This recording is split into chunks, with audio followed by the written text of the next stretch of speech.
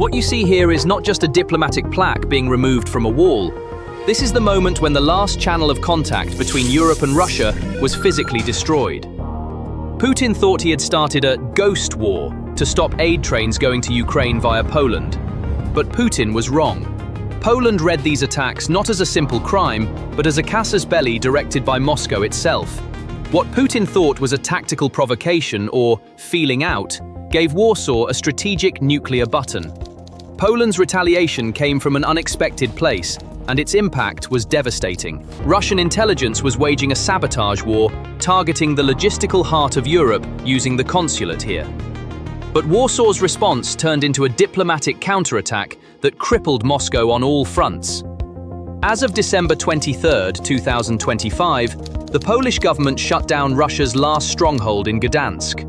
Poland slammed the door in the Kremlin's face, and now Moscow is left in the dark. Poland's closure of the last Russian consulate in the city of Gdansk is much more than a bureaucratic procedure. This situation has created complete chaos for small businesses engaged in cross-border trade, truck drivers, and civilians with family ties. Obtaining visas has become impossible, and legal support mechanisms have collapsed. Hundreds of Russian businesses and tens of thousands of Russians have found all doors closed to them. Moreover, this situation not only affects Russians, but also threatens to erase China's Belt and Road Initiative's presence in the region. Today, you will witness not just the closing of a building, but the end of an era. Every major geopolitical rupture usually begins with a small spark ignited in a dark, hidden place. In this case, that spark was ignited not at the diplomatic table, but on the ground. In November 2025, an explosion occurred on the Warsaw-Lublin railway line, which carried vital ammunition and humanitarian aid to Ukraine. The investigation conducted by the Polish Internal Security Agency and prosecutors quickly turned into an international espionage standoff. When the technical data obtained, the debris collected from the scene, and the signal intelligence data from the area were combined, the perpetrator's trail led to Moscow. Polish Foreign Minister Sikorski described this incident as a sabotage attempt, organized directly by Russian intelligence services. As foreign minister, I have information that the Russian Federation is behind the sabotage attempts, both in Poland and in allied countries. The Warsaw administration played its strongest card against this state terrorism carried out on its territory. The Russian diplomatic mission in Gdansk was to be closed immediately. However, Russia refused to vacate the building, defying diplomatic norms and causing an occupation crisis. Russia's resistance proves Gdansk's strategic importance. The Russian consulate in Gdansk was not just a bureaucratic office where visas were processed and passports stamped. It was a strategic window onto the Baltic Sea. According to intelligence experts, for years this building had functioned as Russia's most critical SIGINT and HUMINT collection center in Northern Europe. The antennas on the building's roof monitored military activity in the port and NATO ships' radio traffic. Vehicles with diplomatic immunity were believed to be observing NATO exercises and logistical shipments in northern Poland. Sikorski's statement that Russia is waging a hybrid war was actually the official announcement that this building was not a diplomatic center, but an advanced operations base. On December 23rd, Russia's forward operating base was officially closed. With this operation, Poland completed its diplomatic cleanup process, which it had begun by closing its consulates in Poznan and Krakow. Russia now had no official presence on Polish soil other than its heavily guarded embassy in Warsaw. The fall of Gdansk meant that Russian intelligence had lost its eyes in the Baltic. Poland has destroyed Russia's last diplomatic stronghold.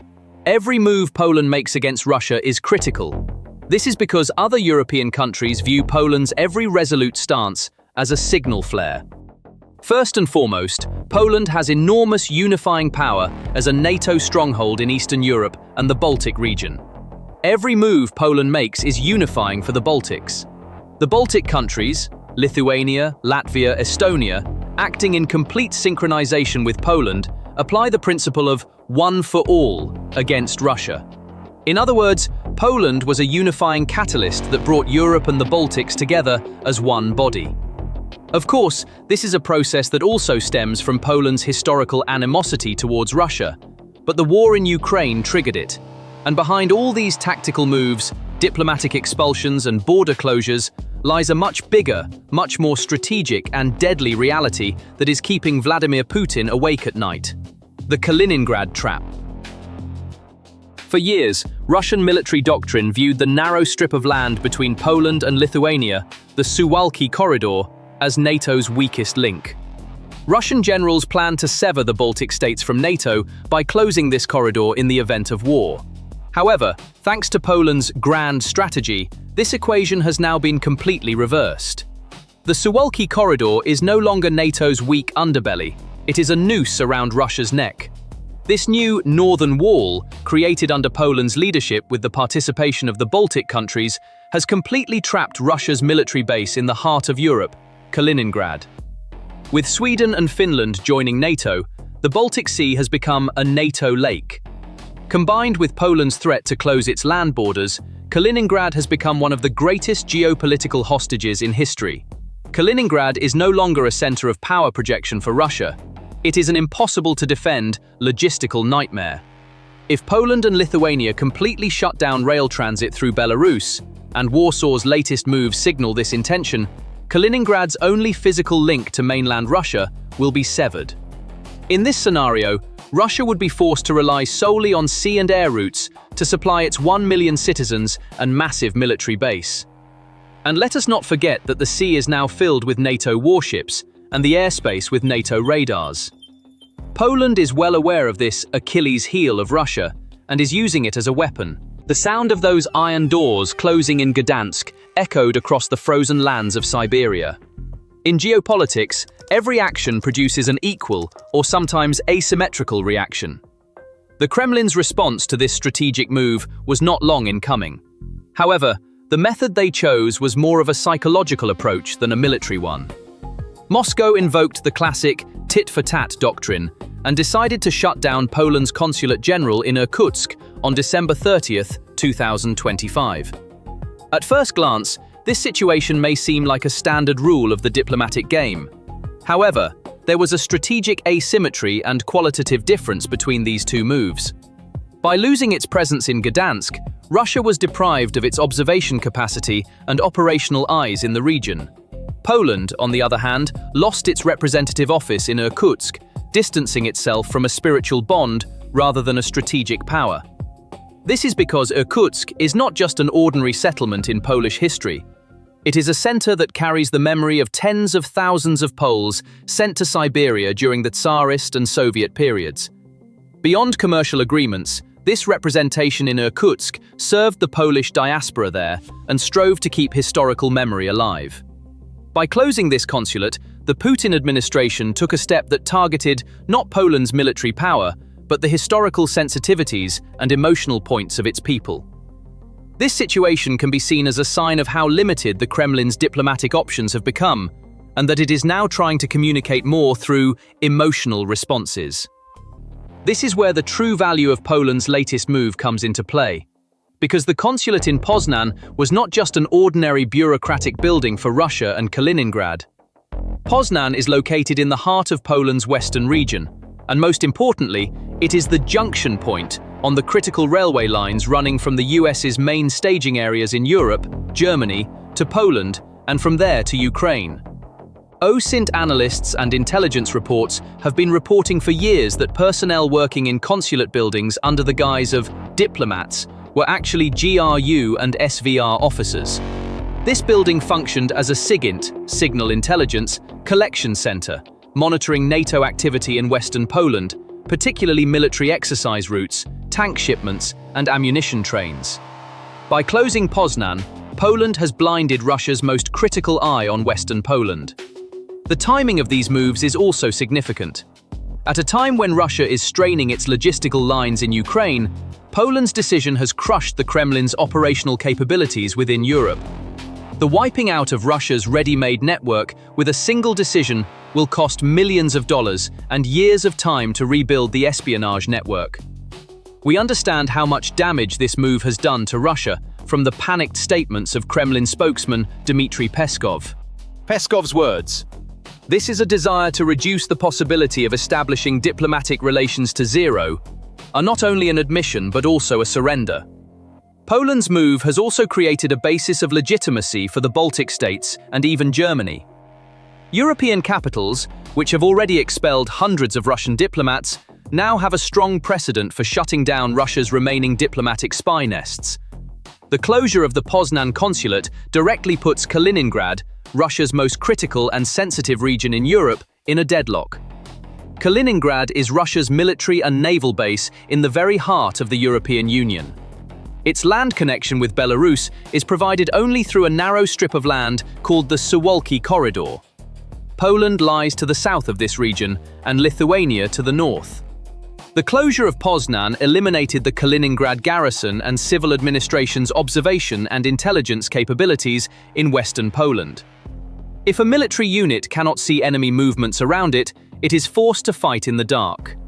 This is particularly disastrous for a logistically sensitive region like Kaliningrad. Poland and Lithuania were already frequently monitoring and restricting transit movements to Kaliningrad. Now, thanks to the official state terrorism designation, Poland has the legitimacy to further tighten security measures. With the Polish border closed, Russia is relying on its sphere of influence in Belarus. However, Poland is flexing its muscles not only against Russia, but also against Belarus. Polish Chief of General Staff Wisław Kukuła warned, "We must not allow this to happen," noting that the upcoming holiday season could be exploited by Russia for sabotage. This means Poland will also increase its logistical and military activity on the Belarusian border. And the shockwaves created by Poland's move reached thousands of kilometers away from Warsaw, right to the heart of Moscow's and Minsk's economies. This is not just a diplomatic crisis, it is a process of strangulation of the logistical arteries that keep the Russian and Belarusian economies alive. The domino effect began at the border crossings. Poland's narrowing of crossings on its border with Belarus and the threat of potentially closing them entirely, the Terespol and Kukuryki crossings, blocked the main artery of land trade between Europe and Russia. The most critical route used by Russia under its pivot to the east strategy to get goods from China to Europe passes through Poland. Poland's use of this railway corridor, vital to China's Belt and Road Initiative, as a bargaining chip, is a move that could pit Putin not only against the West, but also against his biggest strategic partner, Beijing. If Poland completely closes its borders, it would spell complete chaos for Russia and Belarus. The Lukashenko regime would lose the enormous revenue it earns from transit fees, and Russia's access to the last crumbs of the European market would be gone. Truck queues stretching for miles at the border are not just a traffic problem.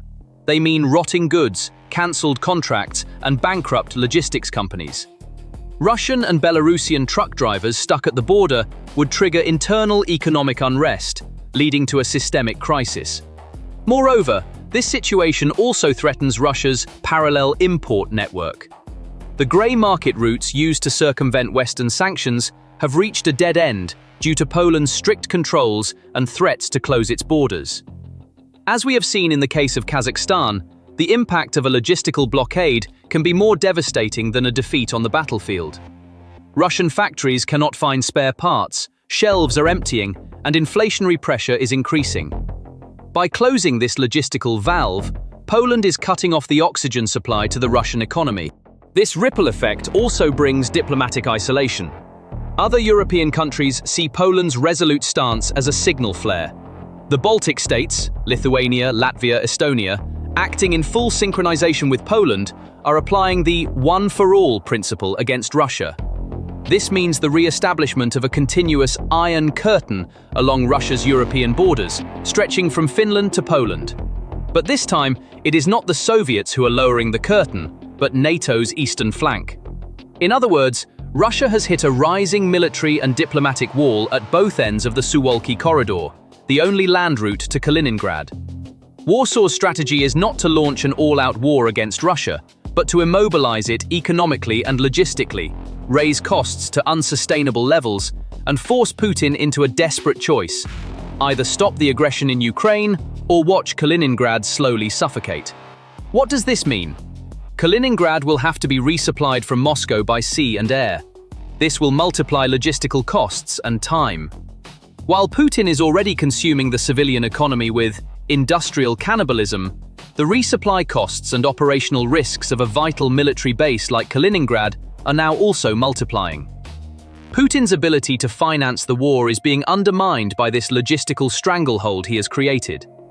This situation also shows a moment when Putin's own allies are being undermined by their rivals. Belarus is forced to have a more tense border with Poland and NATO because of Russia's aggressive hybrid warfare tactics. Russia's tactical sabotage also increases pressure on Belarus and weakens Lukashenko's hand. The process did not stop there. Simultaneously, the Polish Ministry of the Interior raised security measures at the Belarusian border to the highest level. Electronic barriers and fortifications known as the Tusk Line, built to prevent the border from being used as a migrant weapon by Russia and Belarus, have turned the area into a virtually impenetrable wall. When we get into the technical details, the strategy used by Poland is a full field press doctrine developed against Russia's grey zone tactics. Warsaw is responding to Russia's asymmetric moves, cyber attacks, sabotage, disinformation, with unconventional but destructive diplomatic and administrative sanctions.